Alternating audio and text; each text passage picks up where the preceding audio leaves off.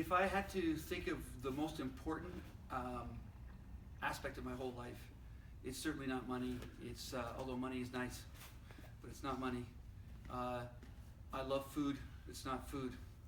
Um, it really comes down to friendships, and it's friendships that you have with your family, outside your family, your growing circle of family and friends, to pets, to everything. It's also really your relationship with yourself. And if you have a relationship that is really honest and constantly giving you feedback, you tend to grow really quickly. And what I mean by feedback is if I'm constantly, let's say, whining about stuff and to get what I want, then if I'm getting good feedback on that, people are saying, look, I don't like listening to the whining, just tell me honestly, what do you want? Instead of making a big drama production out of this, just tell me. That's good feedback. That's great feedback for me. Sometimes you get feedback in an alternative way, where they're not explaining to you what you could do to improve, they're trying to manage you. For example, at school or in business, if I'm actually going ahead and trying to get what I want and I'm complaining a lot, other people may walk away on me. They may distance themselves from me. Not social distancing, but just, I don't like being around Chris because he's whiny, he's complaining.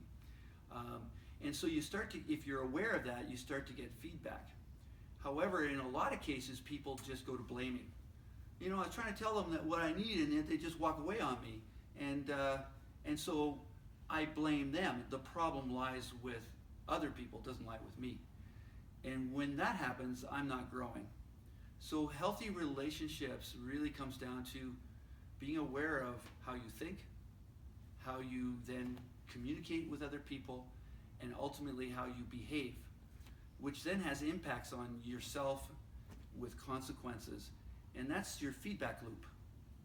So today when we start talking about a story that I was first introduced to back in the 70s, a long time ago, but Romania had an earthquake. And the story is actually told by the two main characters. It was a brother and a sister. The brother was 9 years old and the sister was 11.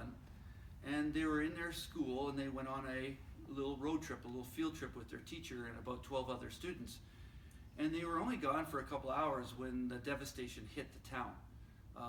If you can imagine, like sewer, water, electricity, all gone, buildings crumbling, fires, death.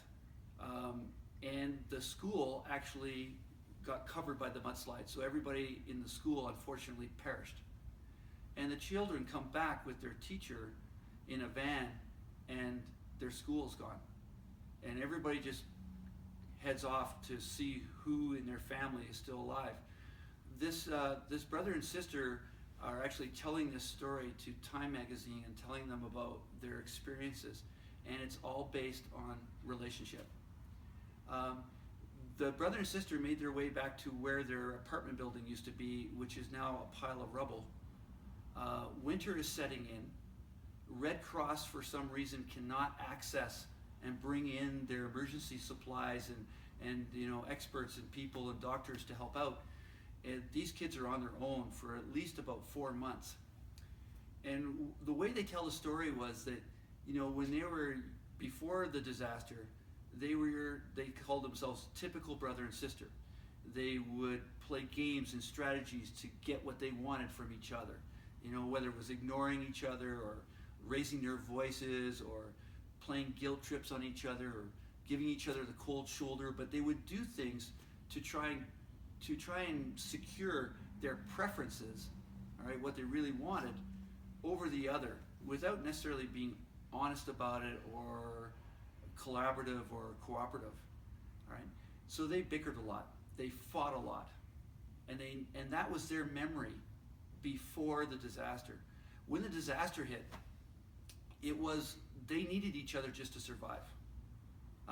Every day involved just looking for food, clean water, maybe bandages, trying to avoid roaming opportunists who would just take advantage of anybody because they felt this was what they needed to do to survive. They were cold. and hungry and tired, and every day was just out there scrounging around trying to survive. And they found that all of a sudden there was no arguing, there was no bickering. They were actually listening to each other. They were tending to each other's needs. One example that they tell is when the boy gets sick and he's coughing a lot, and the food that they have, the sister gives all her portion of food to the younger sibling so that he would have the strength to fight off his illness. And then he grew closer and closer together. So through the adversity, they had to pull together. They had to realize that their needs may not be met, that there's wants that they have that are completely out the window. They needed to actually help each other to get through this time. They did survive, and they ended up becoming refugees to the United States. And they wrote an article and did an interview on their experiences of this in New York City. It was around the time when they were in their early 20s. And one aspect of the interview that really struck me was the young man said, we went from being rivals to being like one person, where now if my sister calls me up and says she needs help, I'm right there. She's my best friend, and I'm her best friend, and we stick together no matter what. We still have differences of opinion, but we now are not caught up in the drama of trying to get what we want from each other.